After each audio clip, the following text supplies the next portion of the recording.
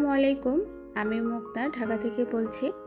জীবনের diary YouTube চ্যানেলে আপনাদেরকে আরও একবার স্বাগত জানাই। দূরে এবং কাছে, দেশ এবং দেশের বাহিরে যে যেখান থেকে ভিডিওটি দেখছেন, আশা রাখি সবাই ভালো আছেন। আলহামদুলিল্লাহ, আমরাও বেশ ভালো আছি। সবার প্রতি শ্রদ্ধা, সম্মান এবং ভালোবাসা জানিয়ে আজকের নতুন ভিডিওটি শুরু করলাম। ভিডিওর শুরুতেই আমার এই ছোট্ট ব্যালকনির সিনেমেটিক একটা ভিডিও আপনাদের সাথে শেয়ার করলাম। আর সেই ভিডিওটা বানিয়ে দিয়েছে আমার মেয়ে। ঘুম থেকে ওঠার পর প্রতিদিন যে কাজ দিয়ে শুরু করি সেটা হচ্ছে ব্যালকনিতে এসে গাছগুলোকে পানি দিই।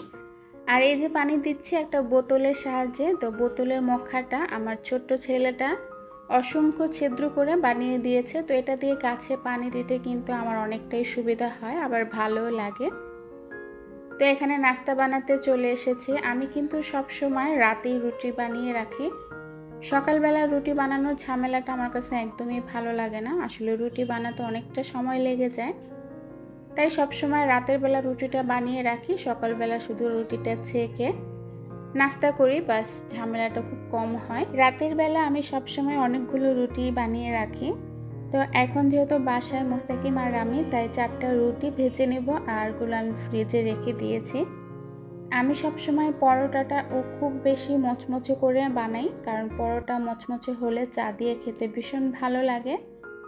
একটা আপু কমেন্টস করেছিলেন যে আপু, আপনার পরোটা কিভাবে ভাজেন, আপনি একটু শেয়ার করবেন। আসলে সবাই যেভাবে রুটি ভাজে আমিও ঠিক সেভাবেই রুটি ভাজি, তবে অনেকে আছে রুটিটা খুব বেশি উল্টে ফেলে। আমি সেভাবে করি না, আমি মাত্র 2টা উল্টাই। আর রুটিটা যখন মিডিয়াম ভাজা হয়ে যায় তখনই কিন্তু আমি পরিমাণ মতো তেল দিয়ে রুটিটা খুব ভালোভাবে ভেজে নিই এক পাশ। তো এক পাশটা যখন ভাজা হয়ে যায় তখন আবার পাশটা উল্টে সেমভাবে ভেজে নিই। আমার বড় ভাই যখন বিয়ে করেছিল, আমার বড় ভাবি কিন্তু কোনো রান্না বাড়া রুটি বানানো কিচ্ছু পারতো না। তো তখন কিন্তু আমি তাকে রুটি বানানো শিখিয়েছি, রান্না বাড়া শিখিয়েছি। আমি আমার বিয়ের আগে থেকে মার কাছ থেকে শিখেছিলাম রান্না বাড়া, রুটি বানানো। এখন কিন্তু বড় ভাবি আমার চেয়েও ভালো রুটি বানায় এবং আমার চেয়েও ভালো রান্না করতে পারে। তো যাই হোক, এখানে মোস্তাকিমের জন্য একটা ডিম পোচ করে নিলাম। তো যদিও কুসুমটা আমি একদম আস্তে রাখতে চেয়েছিলাম, কিন্তু ডিমের কুসুমটা দেওয়া মাত্রই ভেঙে গিয়েছিল। তো তারপর নাস্তা রেডি করে চলে আসলাম। একদম সাধারণ নাস্তা। আমরা সকালবেলা এরকম সাধারণ নাস্তা দিয়ে নাস্তা করি। গ্রামে গেলে তো এরকম নাস্তা করা হয় না, সকালে সবার সাথে ভাত খাওয়া হয়, কারণ গ্রামে কিন্তু সবাই সকালে ভাত খায়। আর ঢাকায় তো আমরা শুধু দুপুরবেলায় ভাত খাই, সকালে তেমন একটা খাওয়া হয় না। এই নাস্তা হালকা পাতলা দিয়ে সকালটা সেরে ফেলি। তো মোস্তাকিমকে নাস্তা দিয়ে আমিও নাস্তাটা করলাম, করে মোস্তাকিমকে স্কুলে দিয়ে আসলাম। তো দিয়ে এসে আমার একটু কাজ ছিল নিচে, সেই কাজটা সেরে কিন্তু আস্তে আস্তে আমার প্রায় 12টা বেজে গিয়েছে বাসায়। তো এখন আসার পর দেখা যায় ঘরের কাজ, রান্না বাড়া সব কিছু একই সাথে করতে হবে, তাও সময়ের মধ্যে। তো আসার পর কি করলাম, চুলার মধ্যে ভাতের পানিটা বসিয়ে দিলাম। ভাতের পানি বসিয়ে দিয়ে এখানে বিছানার চাদরটা পাল্টে নিলাম। এরই মধ্যে পানিটাও বলক চলে আসবে, তারপর চালটা ধুয়ে দেব। আর আমি সবসময় ভাতের পানি বলক এনে চাল ধুয়ে দিই, এভাবে ভাত রান্না করি।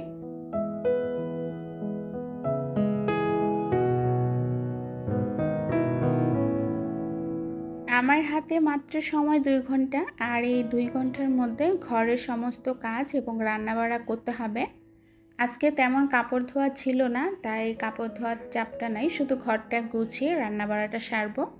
আর এই 2 ঘন্টার মধ্যেই সমস্ত কাজ করব। আসলে যে কোনো কাজে মনোযোগ দিয়ে করলে কাজটা কিন্তু খুব তাড়াতাড়ি হয়ে যায়, ঝটপট করে ফেলা যায়।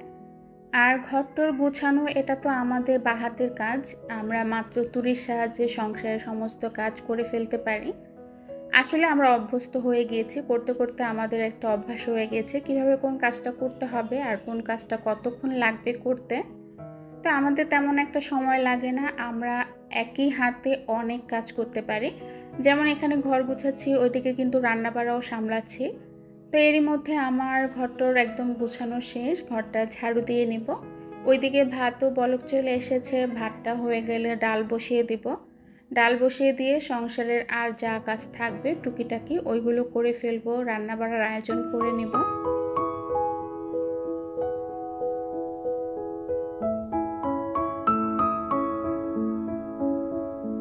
আসলে কিছু কিছু মানুষ আছে মানুষের কথাকে তিলকে তাল বানাতে খুব বেশি পছন্দ করে। আপনি তাকে বিশ্বাস করে মনের কথাগুলো বলছেন, কিন্তু সেই কথাগুলো সে আর একটু ঘি মাখন মাখিয়ে আরেকজনের কাছে লাগাবে। এখনকার দিনে মানুষের কোনটা মুখ আর কোনটা মুখোশ এটা কিন্তু চিনতে আমাদের খুব বেশি কষ্ট হয়ে যায়। তো যাই হোক, বারান্দায় কিছু কাপড় ছিল, সেগুলো শুকিয়ে গিয়েছে। ওইদিকে ভাতটা মার গেলে আমি কিন্তু ডাল বসিয়ে দিয়েছি। এদিকে কাপড়গুলো ভাঁজ করে জায়গা মতো রেখে দিব। দেখবেন ঘরে যখন লোকজন বেশি থাকবে তখন কিন্তু কাজ করতে তেমন একটা ভালো লাগবে না, আবার কাজটা করেও আপনি এগোতে পারবেন না। তো ঘরে যখন বাচ্চারা থাকে না, হাজব্যান্ড থাকে না, মানে কেউ থাকে না, এক কথায় একদম ঘর ফাঁকা, তখন কিন্তু কাজ করতে বেশ ভালো লাগে। এই যে এখন বাচ্চারা স্কুলে আছে, মোস্তাকিমের বাবা কাজে আছে, আমি কিন্তু একদমই একা। আর কাজগুলো কিন্তু খুব মনোযোগ দিয়ে করছি, মনের মধ্যে অন্যরকম একটা শান্তি কাজ করছে। নিজের কাজটা নিজে খুব সুন্দরভাবে করে যাচ্ছি। আর যখন লোকজন বাসায় থাকে, বাচ্চারা বাসায় থাকে, তখন দেখা যায় কি এই রুমটা গুছিয়ে ওই রুমে গেছি, ওই রুম গুছিয়ে এসে দেখি এই রুমটা আবারও সেই এলোমেলো করে রেখেছে। তখন যে মেজাজটা এত গরম হয় কি বলবো। আর এই যে এখন পুরো বাসাটা গুছিয়েছি, পুরো রুমগুলো গুছিয়েছি, যেভাবে গুছিয়ে রেখেছি ঠিক সেভাবেই থাকবে। তো এরই মধ্যে কিন্তু ডালটা সিদ্ধ হয়ে গিয়েছে। ডালে আমি পেঁয়াজ, কাঁচামরিচ, লবণ, হলুদ দিয়েছিলাম। তো এখন লাউ কেটে রেখেছিলাম, লাউ দিয়ে দিলাম। আর এইদিকে প্রেসার কুকারে গরুর গোস্ত সিদ্ধ দিয়ে দিলাম। বেশি না, অল্প গরু গোস্ত ছিল, আলাদা করে রেখেছিলাম, ঝুরা গোস্ত রান্না করব সেজন্য। তো ওইদিকে ডাল হবে আর এদিকে গোস্তটা সিদ্ধ হয়ে যাবে। আমার কিন্তু রান্নাটা একদম ঝটপট হয়ে গিয়েছে, সেই সাথে সংসারের কাজগুলো খুব তাড়াতাড়ি হয়ে গিয়েছে। আমি 2 ঘন্টার মধ্যে কাজগুলো করব ভেবেছিলাম, কিন্তু 2 ঘন্টার আগে আমার সমস্ত কাজ শেষ হয়ে গিয়েছিল। মোস্তাকিমের বাবা গতকাল রাতে কচি একটা লাউ এনে বলেছিল ইলিশ মাছ দিয়ে রান্না করার জন্য। তবে আমার কাছে লাউ ডালটা বেশি ভালো লাগে, তাই লাউ ডাল রান্না করছি। আর কিছুটা লাউ রেখে দিয়েছি মোস্তাকিমের বাবাকে ইলিশ মাছ দিয়ে রান্না করে দিব। তো ওইদিকে কিন্তু লাউ আর ডাল খুব সুন্দর সিদ্ধ হয়ে গিয়েছে। এখন বাগার দিব। আর বাগার দেওয়ার জন্য পেঁয়াজ আর রসুন কুচি, তেল দিয়ে দিয়েছি। খুব ভালো যখন বাদামি কালার হয়ে আসবে তখন এই যে লাউ ডালটা দিয়ে দিব।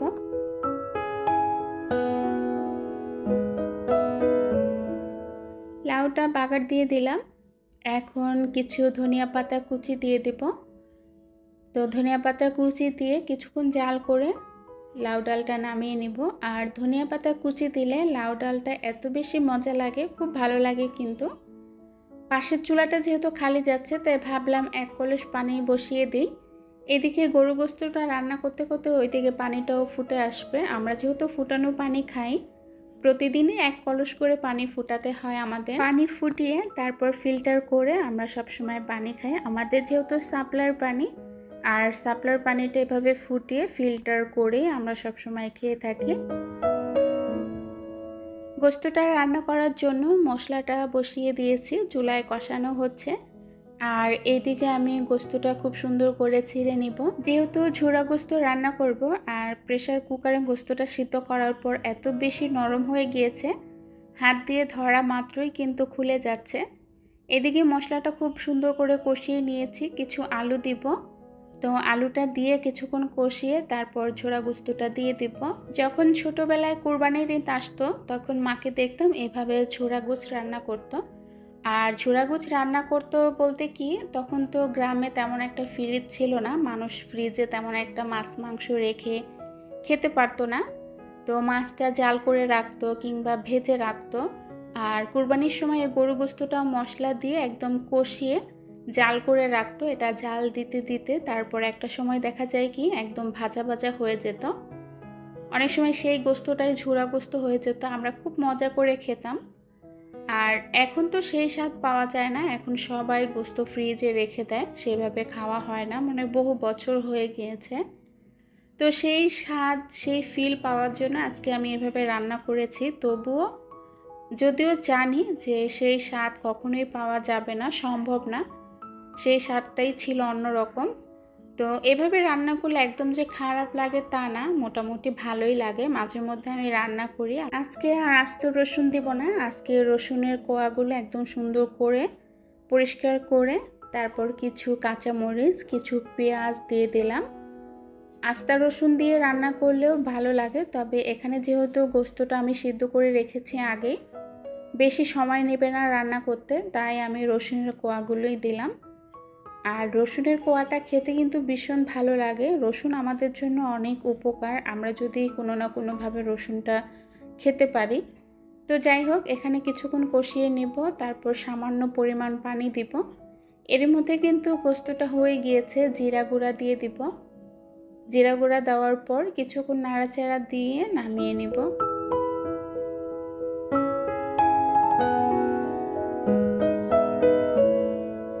আজকে একদম সাধারণ রান্না বাড়া, আর এই সাধারণ রান্না বাড়া বলে আজকে রান্নাটা খুব তাড়াতাড়ি হয়ে গিয়েছিল।